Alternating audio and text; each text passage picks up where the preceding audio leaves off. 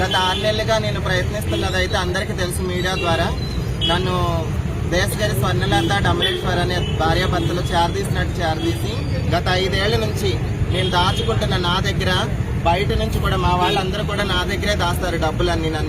మొత్తం సుమారుగా 2 కోట్ల వరకు సొమ్ము, 600 గ్రాముల బంగారాన్ని నా నుంచి తీసుకుని అడిగినప్పటి నుంచి నన్ను చంపడానికి గత బెదిరిస్తూ మా వాళ్ళకు కూడా ఇదిగోండి ఈవిడ దగ్గర ఒక 50 లక్షలు తీసుకున్నాను, ఈవిడ మా హెడ్, ఈవిడ దగ్గర నుండి కూడా తీసుకున్నాను. నేను ఒక 2 ఆడపిల్లలు పెంచుతున్నాను, వాళ్ళకు ఒక దారి చూపిస్తాము, మేము ఒక కాలేజీ కట్టి అందులో నీకు పార్ట్నర్షిప్ గా నేను జాయిన్ చేస్తాము, నీ పిల్లలకు ఒక ఆదరణ చూపిస్తానని అంటే నమ్మి అందరి దగ్గర అప్పులు తీసుకొచ్చి ప్రతి నెల నేను ఇచ్చిన అన్ని ప్రూఫ్స్ నా దగ్గర ఉన్నాయన్నా.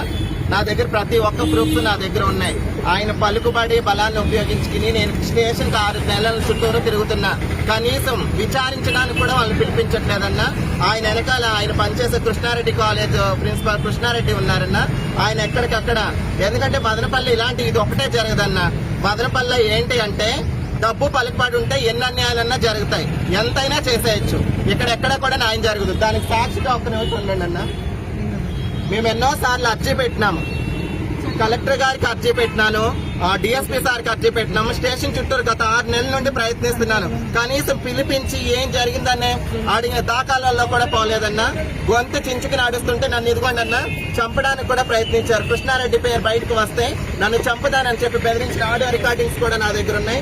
వాళ్ళ మనుషుల్ని స్టేషన్ వద్దకు కూడా పంపించిన వీడియో ప్రూఫ్స్ నా దగ్గర ఉన్నాయన్న. ఇదిగోండి మేము కలెక్టర్ గారికి అర్జీ ఇస్తున్నాను. మేము గ్రీవెన్స్ కి వచ్చి అర్జీ పెట్టుకుంటుంటే అక్కడి నుంచి కూడా ఆయనకి ఫోన్లు ఇన్ఫర్మేషన్స్ వస్తాయన్నా. నా దగ్గర నుండి తీసుకుని ఫొటోస్ ఫార్వర్డ్ చేసి ప్రతి ఒక్కరు అన్న 5 మందిని ఇన్ఫార్మ్ చేసిన వెనకాల ఇదిగోండి అన్న.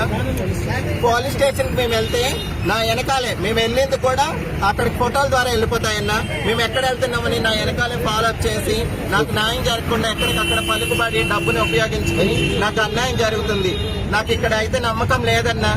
ఈ యొక్క పోలీసు వ్యవస్థ పైన కానీ కలెక్టర్ గారి మీద కానీ ఎక్కడ కూడా నాకు వెళ్ళినా న్యాయం జరిగేటట్టుగా అయితే నాకు నమ్మకం లేదు. కాబట్టి దయించి కలెక్టర్ గారు నాకు చనిపోవడానికి అనుమతి ఇప్పించండి. ఎందుకంటే ఇది రాలేనప్పుడు వీళ్ళందరికీ నేను డబ్బులు అయితే తెచ్చిలేను కదన్నా. కాబట్టి నాకు కలెక్టర్ గారు అనుమతి ఇస్తే నేను ఇక్కడే ఏదన్నా చేసుకుని చస్తా. ఎందుకంటే మేము న్యాయం వరకు ఎంతైనా పోరాడుతున్నా ఇక్కడ న్యాయం జరగదు. మదనపల్లిలో జరిగేదంతా ఇదే. డబ్బు పలుకుబడి ఉంటే ఎన్ని తప్పులైనా చేయొచ్చు, ఎంతవరకైనా వెళ్ళొచ్చు.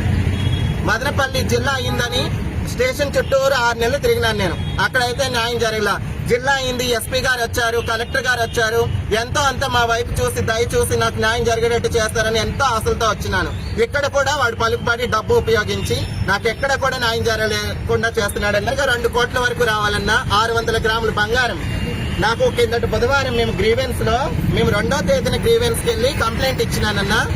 అక్కడ సార్ వాళ్ళు పిలిపించి నన్ను ఎంక్వైరీ చేశారు, నన్ను మాత్రమే, వాళ్ళని పిలవలేదు. నా దగ్గర ఆధారాలన్నీ తీసుకున్నారు.